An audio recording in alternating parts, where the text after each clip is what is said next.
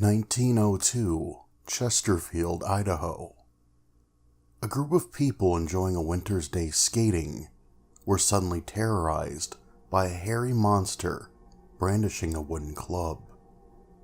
The witnesses said the creature stood about 8 feet tall. Later, 4-toed footprints were found that measured 22 inches long and 7 inches wide. Bigfoot indeed. No one was injured in the attack.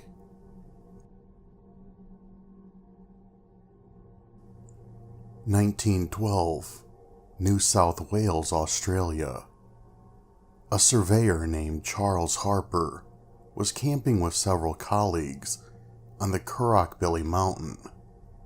One evening, as the men sat around their campfire, they became increasingly unnerved by the strange sounds they heard coming from the woods. To help allay their fears, they piled more wood on their fire. The increased light revealed that something unexpected had invaded their camp.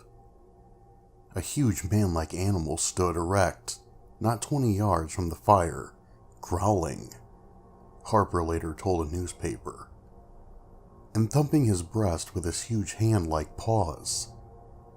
Harper estimated that the creature stood about 5'8" to 5'10" tall, and was covered with long, brownish-red hair, which shook with every quivering movement of his body.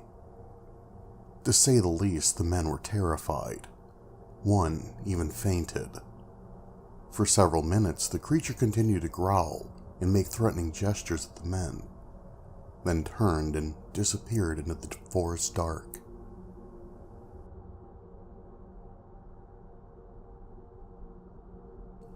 (1924) Ape Canyon, Mount St. Helens, Washington. Fred Beck and several other prospectors were puzzled by the very large footprints they found in the canyon, until they encountered the beast that made them. They saw a large, ape-like creature peering from behind a tree, watching them. One of the miners leveled his rifle at the creature, shot and possibly grazed it in the head. It ran off out of sight. Later, another creature was seen by Beck. As it stood on the edge of a canyon wall, Beck shot it in the back. It fell irretrievably into the canyon. These acts of violence by the humans was not to go unavenged by the Sasquatch. That night, the miner's cabin was attacked by at least 2 of the primates. For 5 hours they pounded on the door and walls and hurled rocks on the roof in an attempt to break in. Fortunately, the windowless cabin built to withstand harsh winters kept the Sasquatch from entering. As dawn approached, the creatures abandoned their assault. When the miners finally ventured outside, they found numerous Bigfoot prints all around the cabin, and a strip of wood gouged out from between 2 logs. There is some evidence that this attack may have been a hoax, while others contend that it is true.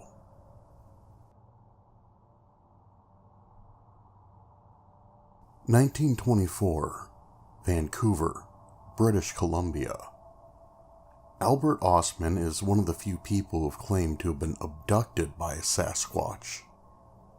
It happened while he was searching for a lost gold mine that he heard existed somewhere near Topa Inlet. He had heard from an Indian guide about the legendary Sasquatch, but didn't take them seriously until he discovered that something was stealing food from his campsite at night. Then one night, he was awakened by something picking him up in a sleeping bag. "I was half asleep, and at first did not remember where I was," Ostman said. "My first thought was, it must be a snowslide. Then, it felt like I was tossed on horseback, but I could feel whoever it was walking. After hours of being carried, Osman was finally dropped to the ground, where he heard a strange sounding chatter. It wasn't until dawn, however, that Osman made his way out of the sleeping bag.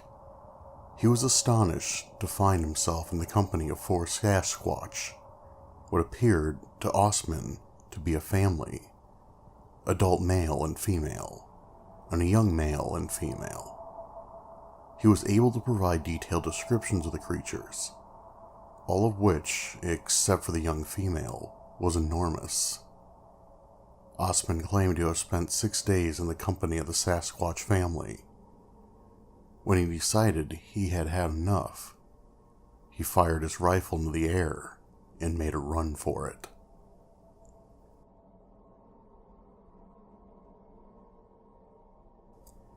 (1928) Vancouver, British Columbia. A trapper named Muckalot Harry also claimed to have been kidnapped by Bigfoot.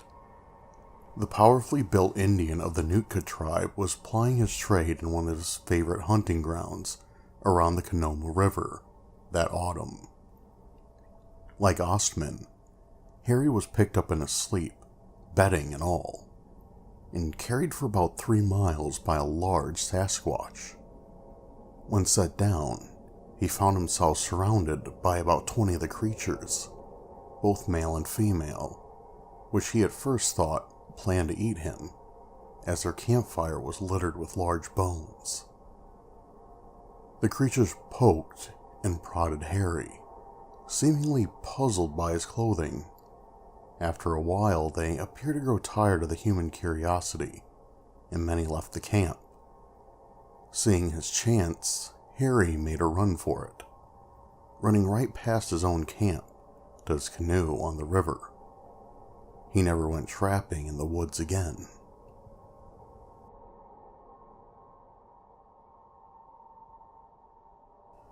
(1957) Zhenjiang, China. On a May afternoon in the sparsely populated Chinese province, Zhu Fudi heard her young daughter screaming. The girl had been tending to the family's cattle, and Zhu Fudi hurried to see what had happened.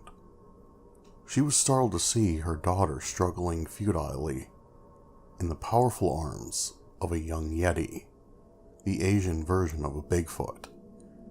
Zhu Fudi rushed at the Yeti with a stick of wood and began to beat the creature. It tried to escape through a paddy field, but was slowed by the thick mud. More women from the village joined Zhu Fudi in beating the creature to death. So terrified were they of this strange creature that they cut its carcass into pieces. Eerie cries of mourning were heard from the hills the next day.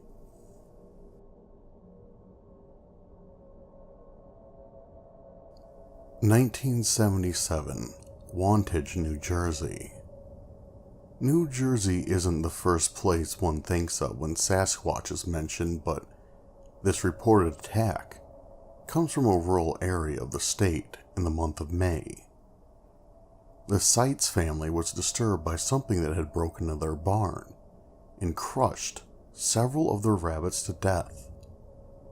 The predator returned that night, and the Seitz saw it clearly, standing in their well-lit yard. It was big and hairy, Mrs. Seitz reported.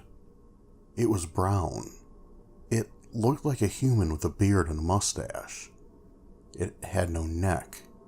Looked like its head was just sitting on its shoulders. It had big red glowing eyes. When the Seitz dog attacked it, the creature effortlessly swatted it away, sending it flying about 20 feet. On subsequent nights, the creature was seen several more times by the Seitz.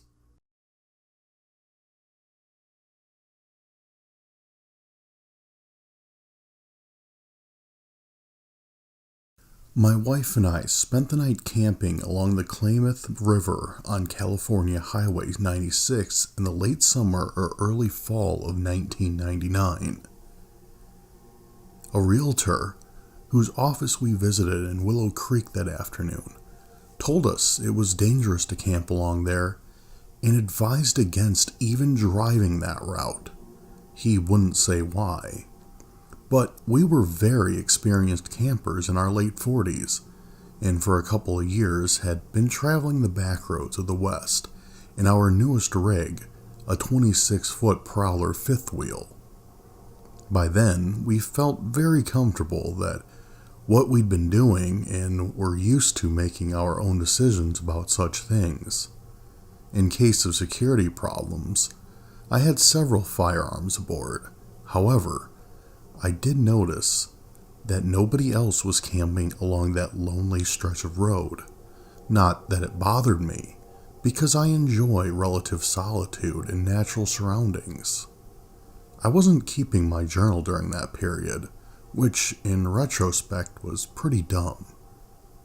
So I can only roughly guess precisely where we camped. It was beyond Happy Camp, and I believe about halfway from there to Hamburg, perhaps in the vicinity of Syad Creek. I can't say for sure because I simply don't remember by looking at a good map of the area. I may be well off the mark. I distinctly remember the terrain, however. I was looking for mountain property and recall being somewhat disappointed because the terrain in that area wasn't quite as dramatic as I was hoping. Which is not to say it didn't appear steep, wild, and very rugged in some places, and the general area quite isolated. I stopped for the night, where the mountains were the most dramatic of anything we saw along the entire route, and parked off the highway in a nice clearing, sort of a primitive rest area below some very high and dramatic cliffs, with the river at their base, and us camped on the other side of the canyon. That evening, just as it was getting dark, and I was outside enjoying the wild surroundings as my wife was busy preparing dinner on our trailer, I heard a loud, frantic scream, more like a shriek, emanating from the vicinity of a high promontory several hundred feet above the river. It was very eerie and unlike any natural sound I'd ever heard.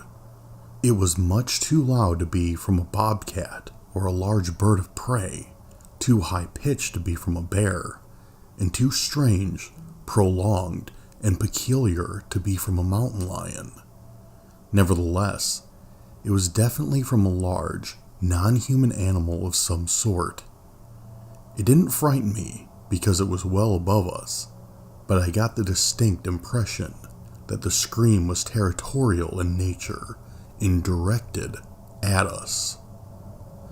A more skittish camper might have packed up and left right then, but whatever it was seemed to have no intention of coming out of its mountain fastness to cause us any harm, so long as we minded our own business and stayed put. After that, we spent an uneventful and peaceful night.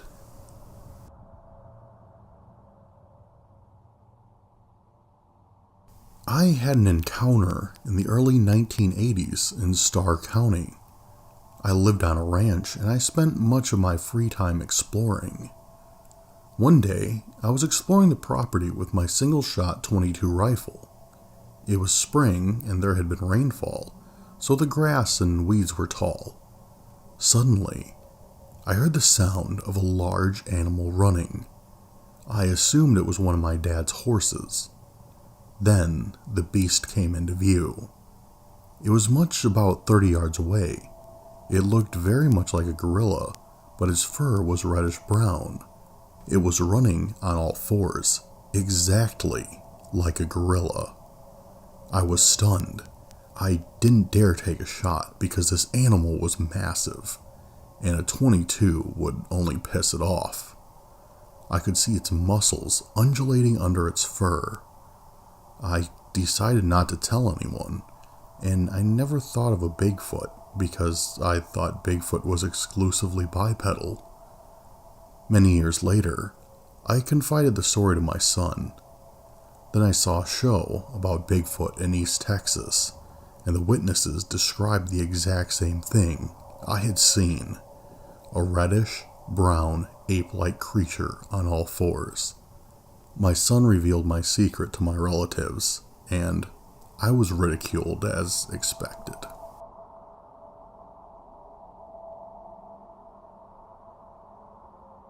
You may be interested to know that my husband and I have seen what we believe to be a Bigfoot in Butte County, California. To our knowledge, nothing of this nature has been seen here before. On April 16th, 1969, around midnight, we were driving along the road from Paradise to Sterling City. The surrounding country is thickly wooded, well-watered, and crisscrossed by deep canyons. As we drove around a long curve, our headlights shone on what appeared to be a man in a fursuit crossing the road.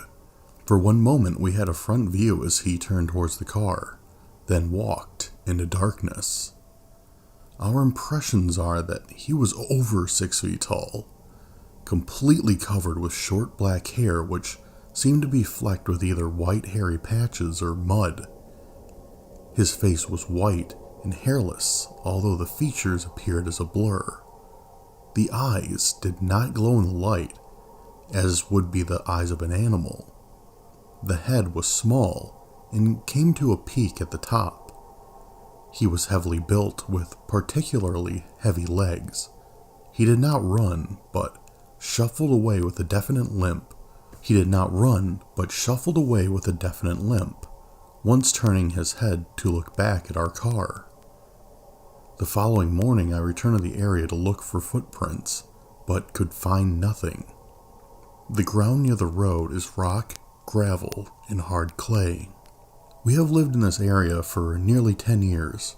My husband is a writer and photographer, specializing in outdoor stories for such publications as Field and Stream and Sports Afield. I mention this with the hope that you will believe we are reasonable people, not given to hallucinations brought on by the novelty of a backwoods road at midnight. Naturally, we have given a great deal of thought to what it could have been, other than a Bigfoot. A bear is out. There are bears in Butte County, but all are smaller and do not cross highways on their hind legs. The idea of a hoax occurred to us. Chico State College is about 30 miles away, and this is the sort of involved trick that might appeal to a college student, except that on a weeknight, during a non-hunting or fishing season, this is a very lonely road. The chances of a motorist passing until morning are slim. We even thought of the possibility of someone bent on a robbery, expecting that a motorist would stop at an apparition. But again, the lack of traffic makes this very unlikely.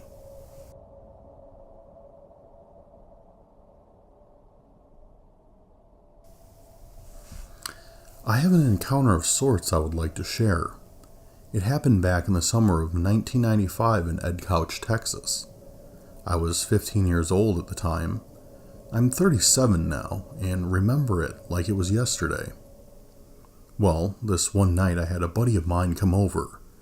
We wanted to rent some video games and movies, so I asked my mom if I could borrow the car and head out. She said no, and I had a fit, blew a gasket teenage style. I stormed out of the house and walked down the street to cool down.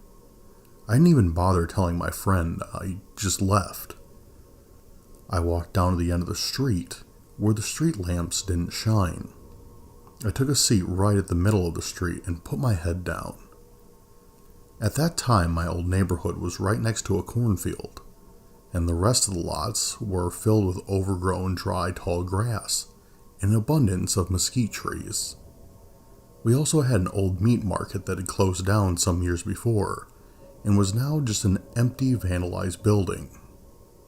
The meat market was located on the opposite side of the block, and therefore my street was on the back side of the property. So I parked myself down and just breathed. I had gone back there into the dark because that's where my friends and I used to frequent smoke weed and cigarettes, so I knew the property. Anyway, as I sat there, I remember looking up at the sky and noticed how bright the moon was, how the breeze was pushing the trees from side to side. Suddenly, I heard a rustling sound behind me. I turned back, and there was a big opossum scurrying away from me. I sighed in relief and turned back around. That's when I heard it. An extremely loud, deep roar. I picked my head up and just froze. I didn't even move. All I did was scan the dark, empty lot in front of me. All I saw was darkness. I also remember feeling the bass of the roar. I could feel it in my chest. If I could compare it to anything, it sounded like a lion in a movie or something. I told myself to get up and run, but I just couldn't. Finally, after what seemed like an eternity, I told myself to run, and run I did. I don't think I've ever ran faster than that. I got home, and my mom, sister, and friend were outside on the front porch waiting on me. They asked me what was wrong. I guess I looked a little scared and told them that I heard something. I remember that feeling of a cold sweat in my gut and knots. At that time, I believed it to be the devil, maybe coming after me for being such a little jerk with my mom. Now, I don't know. I really now think it was a Sasquatch. We don't have any big game in this part of Texas like bears. We do have boar, deer, bobcats, ocelots, and of course, opossums. But nothing that could have made a sound like that.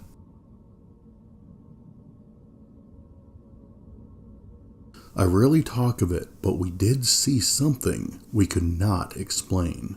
Before living here in Oklahoma, we lived on the Navajo reservation in Tusaile, Arizona. Lived in Fort Defiance a while before that, but it was when I was in Tusaile living there with the wife on the compound that we had our run-in with what the friend with us called the man of the forest. I had an old 1977 Toyota Land Cruiser. I bought it in Illinois for the sole purpose of beating the snot out of it in Arizona on the Red Rock, and I did.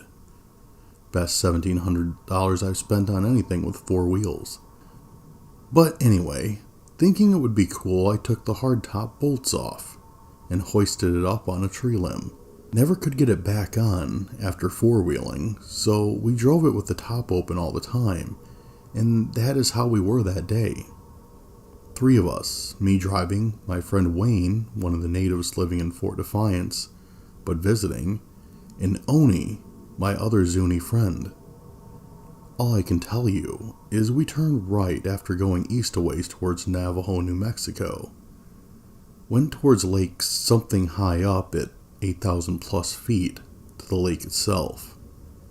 As I recall, there we lived at 7,400 feet in Tusaile, so it was not really like it was long to get that much higher, but it was dirt, mud, ruts, and three stoners from the 60s. One not sure where the hell he was.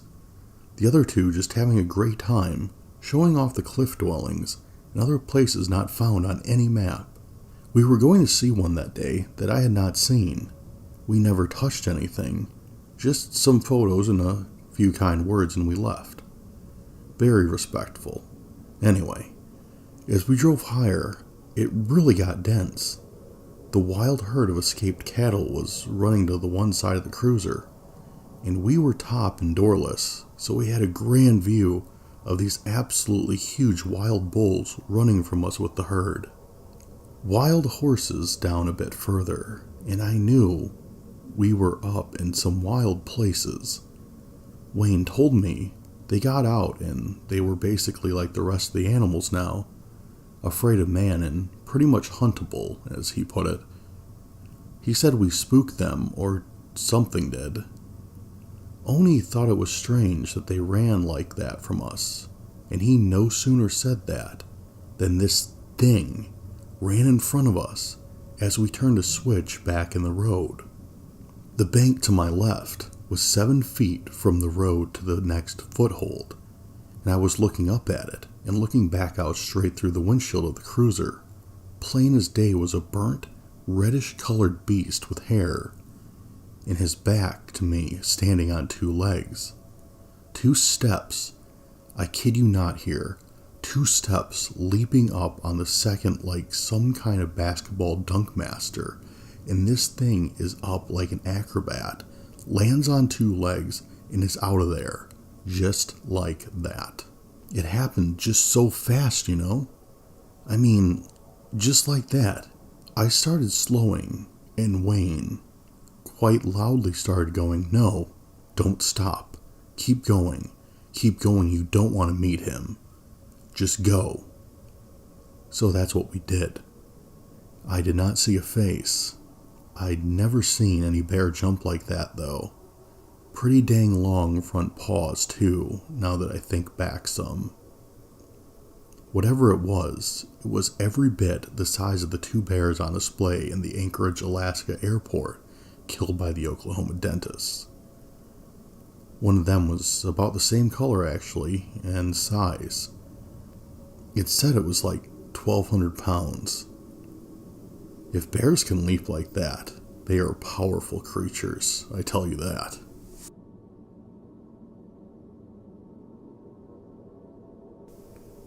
The only thing close to it happened about 15 years ago.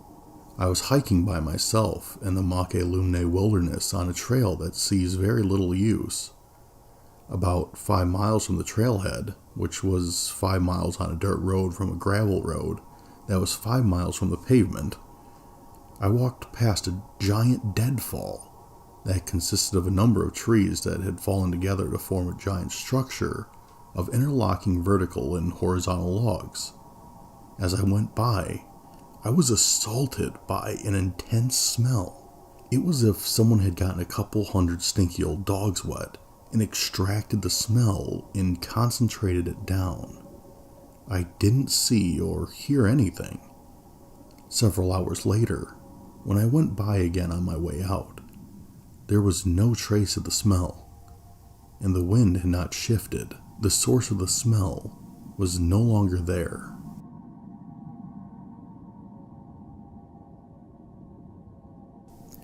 My incident with being followed happened on a camping trip.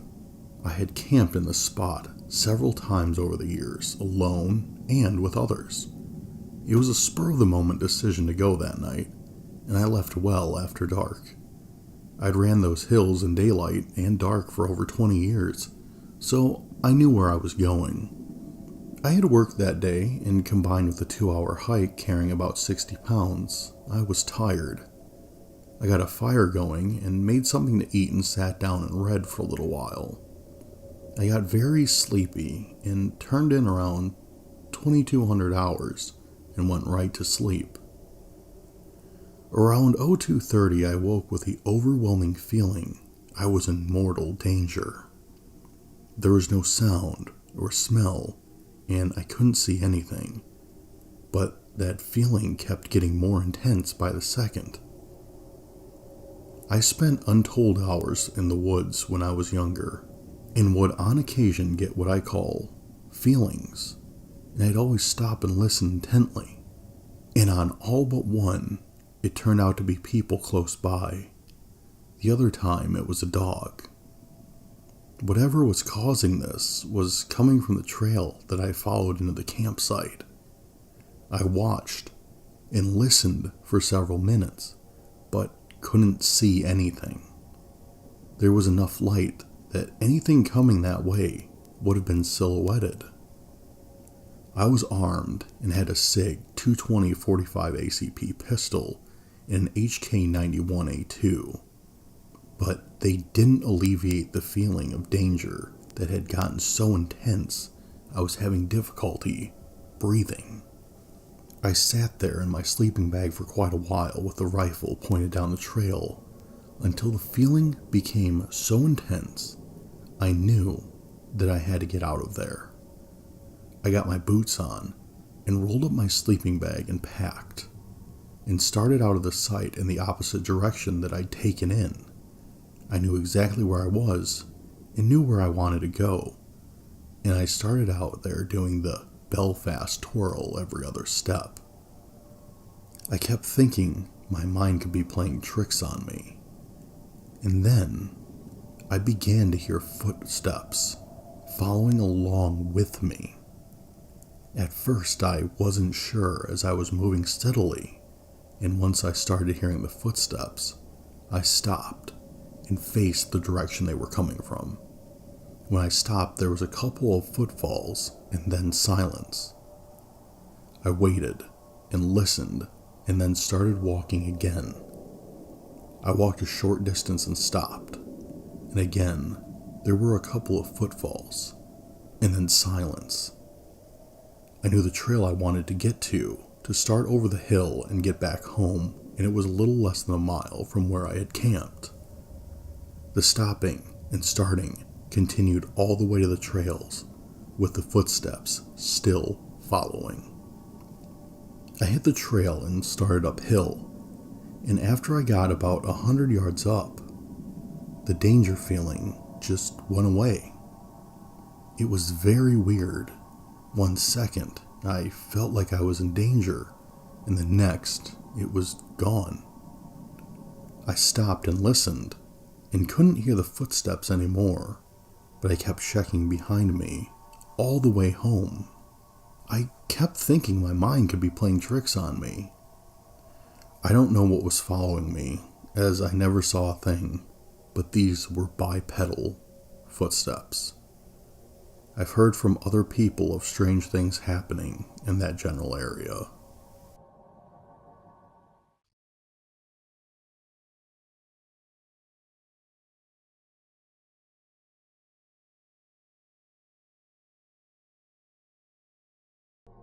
This was the summer of 2012. Me and about 4 others decided to go camping for the weekend at a localish Yogi Bear campsite that the others had been to several times with family. This time, just us guys trying to get out of the city, have fun, and cut loose. We were there for the entire weekend, riding around on golf carts, blasting music, fishing, and the occasional friendly interactions with the families that had trailers and campers set up there. We, on the other hand, just brought tents and stayed in the wooded area on the other side of the lake. There were a few others camping out there too, but nowhere near us, which allowed us to be up all night and listen to music and do really whatever we wanted. The first 2 days, we just hung out and did the basic camping type things, grilling out and stuff like that. And at night, ended up cruising around on the golf cart, having a few beers and just hanging out together. But over the course of the few days, nothing really happened, and it was even somewhat boring at times. Jump ahead to Saturday night. We decided to leave around 10 a.m. the next day to make it home at a decent time. I had a bit too much to drink on Friday night, I'll admit, so I was taking it easy on Saturday and actually stopped drinking so I wouldn't be hungover on the drive home. My friends were still being pretty loud as they started calming down from their wild weekend, and they decided to end it by building a fire with large wooden pallets. It got pretty high, and I was a little bit nervous that they would do something stupid. I got them to calm down a little as the fire dwindled to a normal size, so I started picking up the area just to make the morning a little less crazy. Then, we heard it. We all shut up real fast and stared into the woods in that same direction. Just typing this gives me goosebumps and makes my hair stand up. They couldn't shut up talking about what it was, but I sternly told them to be quiet so I could hear it. 3 extremely deep, menacing, blood-curdling howls came from the exact area we had explored earlier in the day. That area seemed to be for cattle. My mind started racing, thinking of what animal could howl like that. I know 100% it was not a cow. I've been around all sorts of cows and bulls, from my grandfather's beef cattle population on his property, and I know what they sound like. Along with that comes coyotes and the occasional wolf, I've never heard a bear before, but for the area we were in, I'd say it was unlikely a black bear. So the guys were freaked out. I was intrigued and scared and excited at the same time. It was something that I've never heard in the woods. It scared the crap out of all of us, even the toughest kid there, and it seemed to be very close. So it did the 3 howls in succession. Then maybe 10 minutes later, we heard it down the path, maybe 100 or so yards away. At that point, we put out the fire and called it a night. They all slept in the cars, but I insisted on staying in the tent. I was so perplexed by it that I wanted to be out there if it howled again. Nothing happened, and they seemed not to care anymore the next day. I then started looking online in the next few days, looking for any audio clips.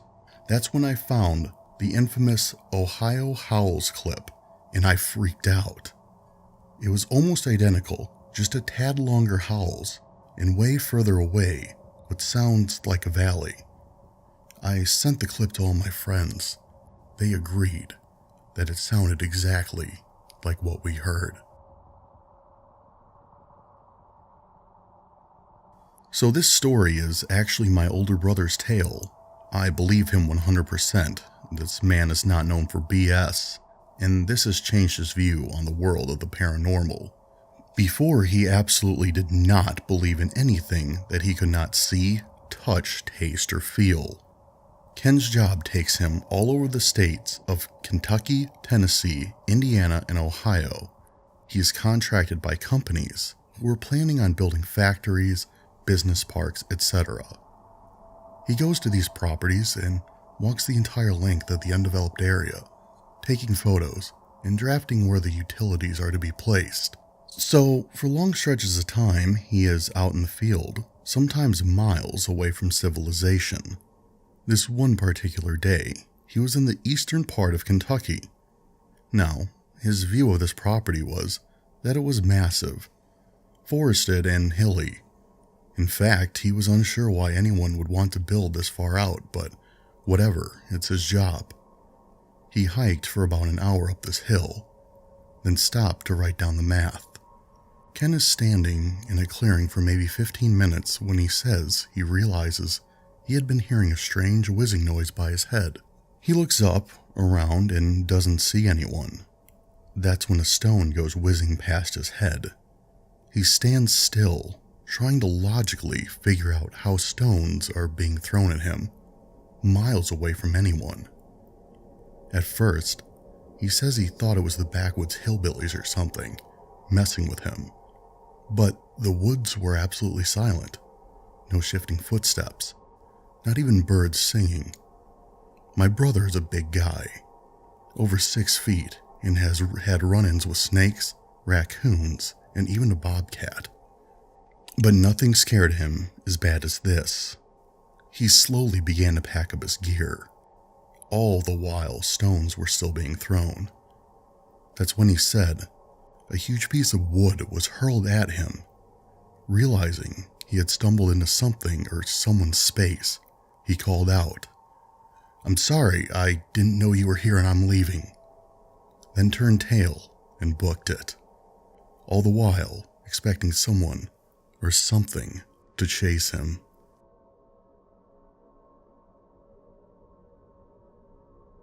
A couple days ago, my grandma told me a story that happened to her. When she was around 8, she lived in a small house with her sisters and parents. It was in the middle of a large field, and it had trees surrounding it towards the back. There was only a narrow dirt road that connected them with the outside world. One night in May of 1964, she and her sisters had went to sleep for the night. She woke up about 2 hours after she fell asleep, and got the horrible feeling that she was being watched. They had a small window, 6 feet up on the wall in their room. She turned and looked at it, and she saw 2 glowing eyes. She got really scared, so she woke up one of her sisters. Her sister began to freak out, and she hid under the blanket. They sat there until the eyes left the window. The next day, they told their mother about the incident, and she didn't believe them. That was until they investigated the outside. There were enormous footprints leading to the window, and then back into the woods. From that point on, my grandmother and her sisters were not allowed to play near the woods. A couple months later, they heard from their neighbor who lived about 7 miles away. He said that he lost a couple of his cows. He had no idea where they went. There was no blood or body, and the fence was undamaged. It was almost like something had just carried them away. After she told me about this story, I think she may have had a Bigfoot encounter. What are some of your opinions and explanations for this?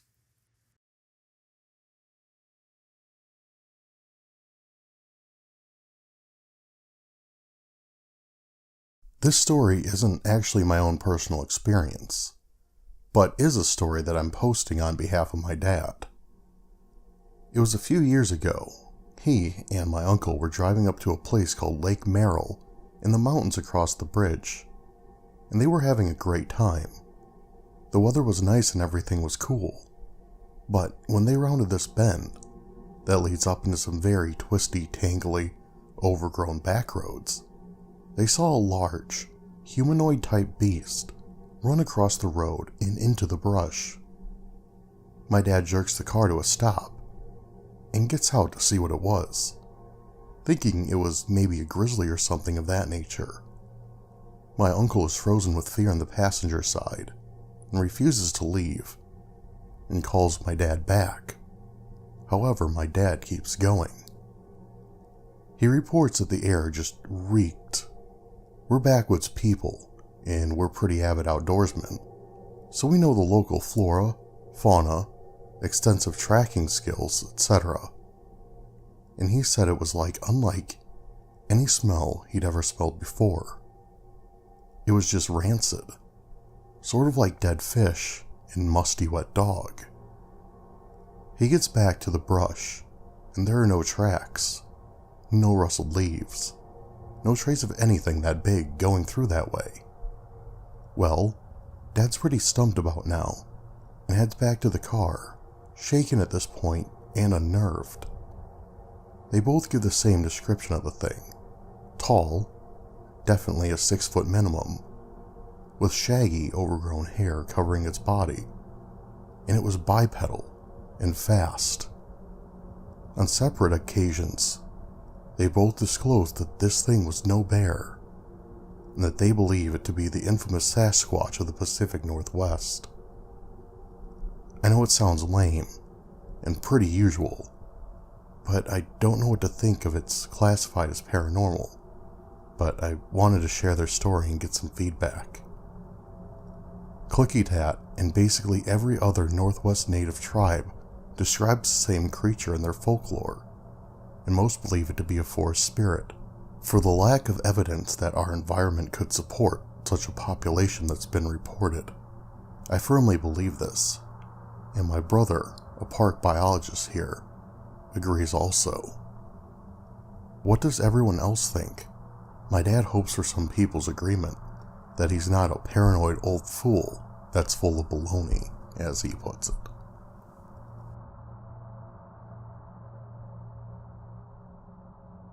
My dad and my uncle would play in one of the lower pastures. One of their favorite games was to climb up these younger alder trees near to the top and then swing down. The trees would bend because they were so young and green. Anyways, they would do that. Sometimes they would climb up and be able to ride bendy branches all the way down. Another time the branches would snap and one of them would fall while the other laughed in amusement. They were both familiar with the sounds that breaking branches produce, based on the branch thickness and location of the break. So one day they were playing down in the alders located off the lower pasture, about 400 feet down slope, below the main house. My dad and uncle were both in the trees at the time, as they had been horsing around a bit, riding the branches and breaking them, when they heard something big coming through the trees. My dad says branches and logs were popping, and you could tell they were huge logs. He said it literally sounded like a bulldozer driving through the woods, or something plowing over big trees. My grandpa owned, operated, and logged his own land and owned and operated many heavy machinery. My dad wasn't just making a hollow statement. They jumped and climbed down from the trees. My dad remembers my uncle looking at him with a frightened look upon his face and saying, "What is that?" To which my dad replied, "I don't know." They looked around and couldn't see anything. The crashing and cracking of logs came to a halt, roughly about 30 yards from them. They still had no visual on who or what was rampaging through the forest towards them. It was silent, and they were scared. Then they heard one of the loudest and most ferocious roars they had ever heard. It shook them, literally. My dad says, like really low, loud bass hitting your chest. They were both extremely scared, and ran up to the house, not looking back behind them. They ran into the house, and my dad told his mom, but she did not believe him. They never went back down to play in that lower pasture area ever again, though my dad would have to walk down near the area to feed the cattle before school early in the morning while it was still dark out. He was scared every time, especially after his second encounter. My dad's room was on the corner of his house, and he had a large bedroom window with no blinds. Squarely below the midpoint of the window was his bed.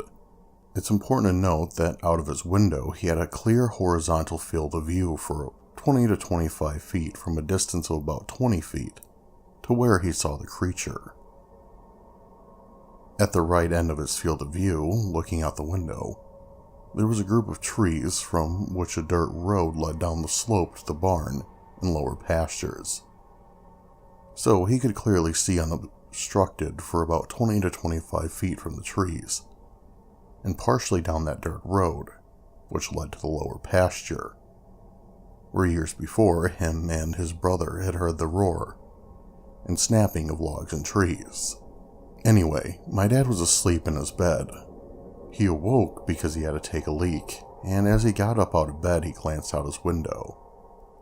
It was a very bright full moon, like a harvest moon, so it was not hard for him to quickly discern what appeared to be a large figure walking with huge strides. My dad froze as his brain tried to comprehend what he was seeing. His brain was running at 1,000,000 miles per hour as he tried to rationalize what he was looking at. His first thought was maybe that it was the neighbor's kid, but he quickly dismissed that thought as what would that kid, who was younger than my dad, be doing out on their property at this time of night? The creature was also way too large to be the neighbor kid, and the smoothness with which it walked was something my dad had never seen. It then dawned on him that he was looking at a Bigfoot. The thing was of gargantuan proportions, as my dad describes it. He clearly remembers the girth of the creature. He estimated a 4 to 5 foot across in the shoulders. His favorite description seems to always fall back to as wide as a sheet of plywood. He recalls that it was greater than 8 feet tall. He estimates up to 10 feet. Through the chest, he said it had to have been at least 3 feet thick. He also states that it crossed the standard wide asphalt road in 2 strides, and that as it moved, it looked like it was gliding because its gait was so smooth and controlled. Sometimes he will demonstrate the movement and length of strides the creature took across the roads. He takes the largest steps he can, and his arm swings are accentuated and droops seemingly low close to his knees. The height estimation he made was based on a roughly 5-foot fence that bordered the dirt road that sloped downhill. The road led to the lower pasture and feeding area and small barn for the cattle. He says the Bigfoot was at least a couple feet taller than the fence, as the fence's highest point came up to roughly its mid-ribs, lower pecs would be. I say highest point because remember, the road and the fence were sloping downhill. He saw this thing cross his whole field of view in roughly 5 to 10 seconds, taking roughly only 2 to 3 strides to traverse the unobstructed 20 to 25 feet that he could clearly see. I have asked him if he could make out any facial features, eye shine, muscle definition, etc. He says he could only really see the silhouette, as there was near a full moon out. He seems to recall it as having a thick chest, big shoulders and arms, though I don't think he necessarily could see any definition. My dad says the time was about 1:45 a.m., as he had one of those retro flip clocks with the flaps that lit up. He quickly flipped his alarm clock face down because it was giving off residual light, potentially lighting his room up, and giving off his location of the Bigfoot he saw just across the road. He has said on multiple occasions, "I was so scared, I laid down motionless in my bed. I was just so scared. I thought the thing could reach through my window and grab me. I didn't know what it might do." He laid there until morning light, which was excruciating because he really had to pee. But he was just so scared, he just laid there. I checked with my grandma and his siblings.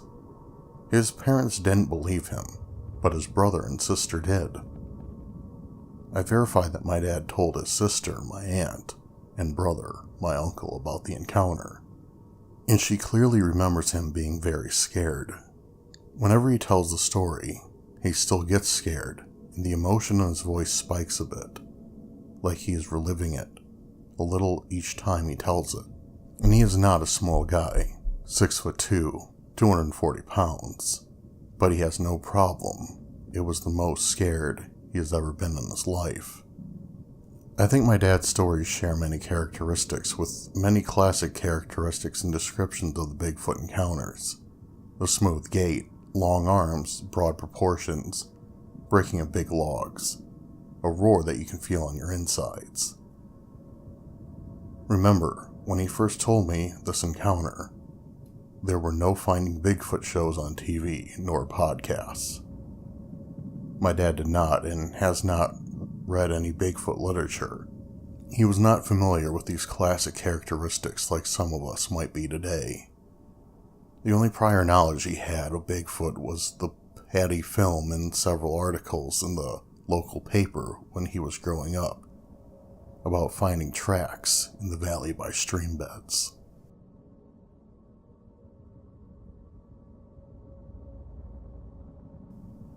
I used to drive truck across the continental 48 states, from Maine to Los Angeles, from Seattle to Miami.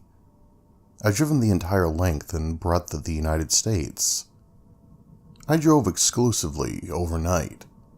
It's my natural schedule anyway, and my driving partner is always appreciated. On this occasion, I was driving truck through the Appalachian Mountains, quite late at night, somewhere around 3 a.m. I'm drinking a Mountain Dew, listening to an audiobook, and focusing on the road in front of me. Suddenly, some thing dashes across the road in front of me. I only see it for a few moments, but there's something completely wrong with it. It's bipedal. Its head is in line with my windshield, which means it must be 10 feet tall. It's hairy, and while it's human-shaped, there's something off about it that I can't explain. For those brief moments I see it. It looks misshapen, hunched over. All the lines are wrong. And then in a flash, it's across the road and gone. And I could never prove it was ever there.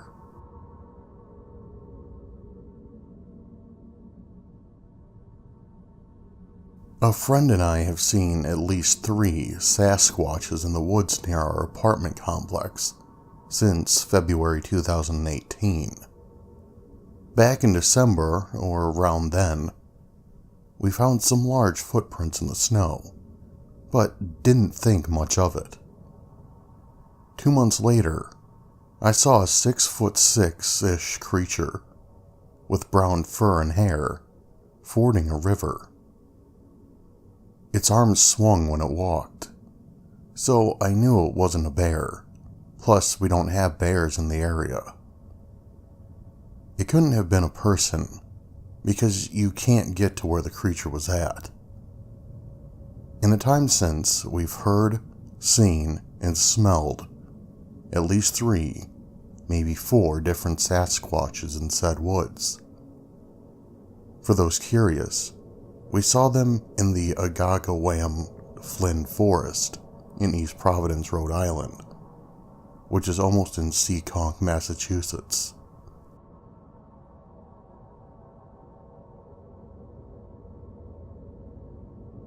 August 5th of 2017 in Mammoth, California. My ex-fiancé and I were avid climbers, hikers, and explorers of the East Side Sierra Nevada mountain range, and we decided to go up to Yosemite to climb.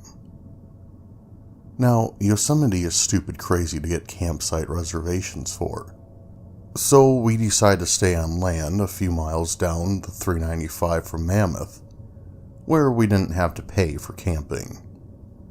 We pitched our tent and got settled in, made dinner, and then I went to go set up our trash bag about 1,000 feet from camp. I don't like having bears close to my tent. It started to rain a little, so we went into the tent and went to sleep around 20:30. It was probably 01:30 on the 5th when it had stopped raining, and I had to take a leak. So I put my flip-flops and headlamp and started walking the spot where I figured it's far enough away that it wouldn't attract anything. Now, it had just stopped raining, so when it was dead quiet. So I dismissed the silence as everything was hunkered down. From where I was taking a leak, the trash bag was about 200 yards to my right. As I finished up, I looked to make sure the bag wasn't blown down during the relatively heavy storm that had just finished up, and it wasn't in the tree. So I looked at the ground and saw the biggest black bear I'd ever seen. So I started hollering and screaming, making a lot of noise to scare it off. Then it stood up and looked at me. Just covered in hair, stood about 8 feet, with shoulders as wide as a meter stick, and then ran off. I said, "Screw this, I'm going back to the tent," and sprinted the entire way. I get back in the tent and my fiancée asked why I was yelling, and I told her I was scaring off a bear from the trash bag. She snuggles back in and falls asleep. I'm wide awake, listening contently for any movement, when I start hearing footsteps around the car, where we keep the food. Then the footsteps started coming towards the tent, and got scared thinking that this thing, whatever it was, can just come through our tent if it wanted to. It started touching the tent, and I can hear heavy breathing and grunting. Then my fiancé wakes up, freaks out thinking it was a bear, and grabs the keys and hits the panic button on the car, and whatever creature ran off. I didn't encounter anything again that trip, and I played it off to her as it was a bear and we should probably find somewhere new to camp the next night. On August 5th, we packed up and left early to go climb in Yosemite, and when we came back that night, into the new campsite, I approached another camper that I recognized from the previous, and he asked me if I noticed anything weird going on the previous night. I told him the story, and he said that he heard my screaming and car alarm, and both times shortly after, something went at a full lope through his campsite. While going into his vehicle the next morning, he noticed that there was huge handprints on his car's windows, and was freaked out enough to move to a new spot as well. He pitched a tent 30 feet from where we were at, and we stayed together for the remainder of our trip.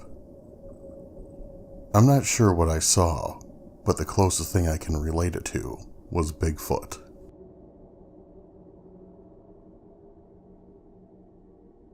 My encounter happened back in September of 2002 in southern Illinois.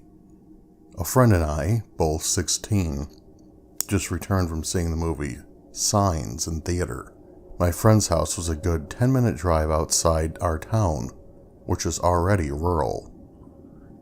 Later that night, around midnight, we decided to take a walk down an old farm road next to his house that cut through the woods for about half a mile to an open field in the woods, roughly the size and shape of a football field.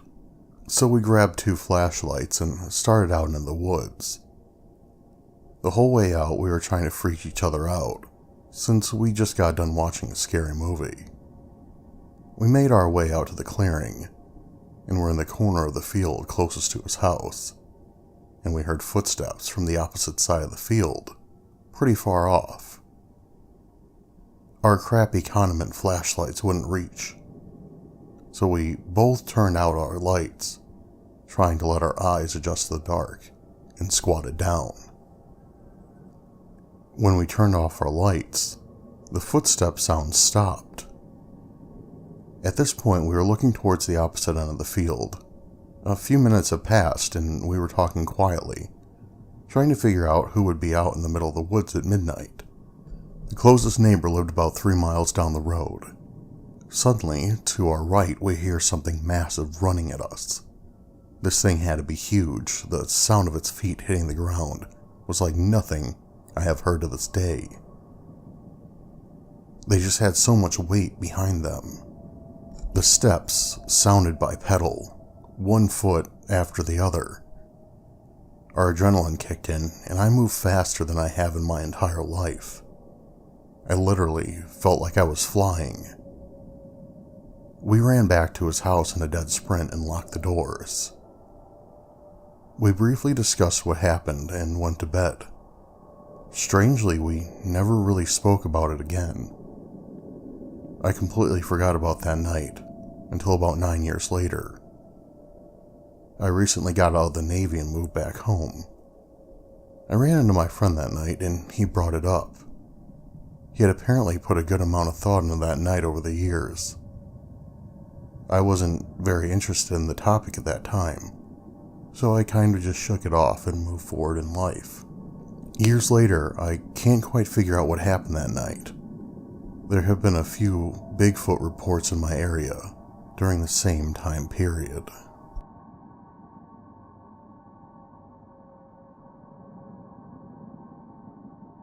Okay, here it goes. This is a family story passed down through the generations. They called it the Indian's Devil. All I know is that my great-great-granddad was courting his wife and had to walk 12 miles up the New Ireland Road in Albert County, New Brunswick, Canada. The story was that something jumped out of the trees at him. It had the hands and feet and face of a man, but the body of an ape. It followed him for miles, mocking him and then running away. The local Aboriginal people called it a devil and always told their children to stay close or it might snatch them. They knew this thing. So I asked my grandpa what happened, and he said that my great-grandpa was so upset that he took to his bed for 4 days. He then got a bunch of men together, and they tracked it down and shot it. I asked Gramps where they had buried it, and he told me, but I am not going to put it on the internet. About 2 years ago, I checked the old property deeds, and the place where it was buried was in existence at the time. I'm going to guess 1850s?